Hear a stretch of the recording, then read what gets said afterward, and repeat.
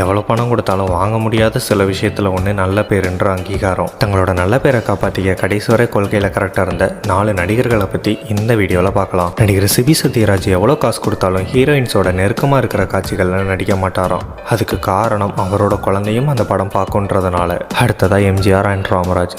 எம்ஜிஆர் தான் நடித்த படங்களில் ஒரே ஒரு படத்தை தவிர மற்ற எந்த படத்துலையும் சிகரெட் பிடிச்சது கிடையாது. ஆக்டர் ராமராஜ் எந்த படத்துலையுமே சிகரெட் பிடிச்சது கிடையாது.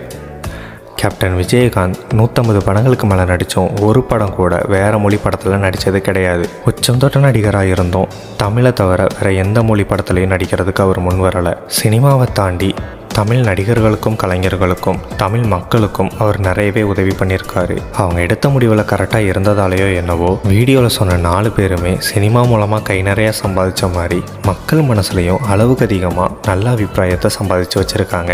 இதில் உங்களுக்கு பிடிச்ச நடிகர் யாருன்றதை கமெண்ட்